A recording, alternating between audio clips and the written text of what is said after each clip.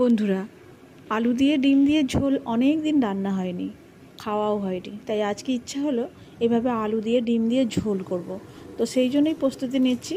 আলু আর ডিম একসাথেই সেদ্ধ করে নিয়েছি। আলুটা একটু সেদ্ধ করে নিলে ভালো খেতে হয়, সেই জন্য আলুটা একটু সেদ্ধ করে নিয়েছি ডিমের সাথে। আর পেঁয়াজগুলো আমি এভাবে ভেজে নিয়েছি, খুব যে কড়া করে ভেজেছি তা নয়, একটু হালকা করে ভেজে নিয়েছি। নিয়ে মিক্সার জারে আমি দুটো ছোটো ছোটো টমেটো দিয়েছি, দুটো কাঁচা লঙ্কা দিয়েছি, আর ওই ভাজা পেঁয়াজটা একটু ঠান্ডা করে মিক্সার জারে দিয়েছি। দিয়ে এটাকে আমি ভালো করে পেস্ট করে নেব। এইভাবে রান্না করলে কিন্তু এই রান্নাটা দারুণ খেতে হয়। আর এখানে আমি ডিমগুলো ভেজে নিচ্ছি, একটু লাল লাল করে ভেজে নিচ্ছি। তারপরে ডিমগুলো তুলে রেখে আমি ওই তেলেতেই সিদ্ধ করা আলুগুলোও দিয়ে দিচ্ছি, দিয়ে এটাও একটু ভেজে নেব। আলুগুলো সিদ্ধ করার সময় একটু নুন দেওয়া আছে। আর এখানে একটু লাল লাল করে আলুগুলো ভেজে নিয়েছি। নিয়ে ওই তেলের মধ্যেই আমি একটু গোটা গরম মশলা ফোড়ন দিয়েছি। দিয়ে আর ওই পেস্ট করা মশলাটা আমি এর মধ্যে দিয়ে দিচ্ছি। দিয়ে এটাকে আমি ভালো করে কষতে থাকবো। আর এর মধ্যে মিক্সার ধুয়ে একটু জলও দিয়ে দিচ্ছি। পেঁয়াজটা যেহেতু ভাজা, তো ভালো করে একটু কষে নেব, তাও কারণ এর মধ্যে আমি আদা রসুন বাটা দেব, আদা রসুনটা কাঁচা।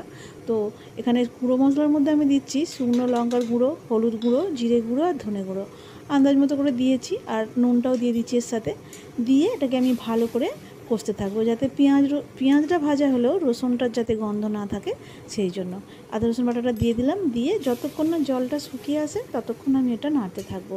এটা জলটা শুকনো হয়ে বেশ ভাজা ভাজা হয়ে তেল ছাড়া ছাড়া হয়ে গেলে তারপরে আমি এর মধ্যে দিয়ে দেবো ভাজা আলুগুলো। ভাজা আলুগুলো দিয়ে এর মধ্যে আমি একটু ভালো করে কষে নেব।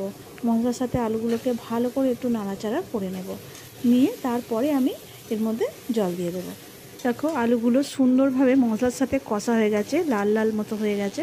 তো এরপরে আমি এখানে জল দিয়ে দেবো। জলটা খুব একটা কম দেবো না, যেহেতু আমি এটা ডিমের ঝোল বানাচ্ছি।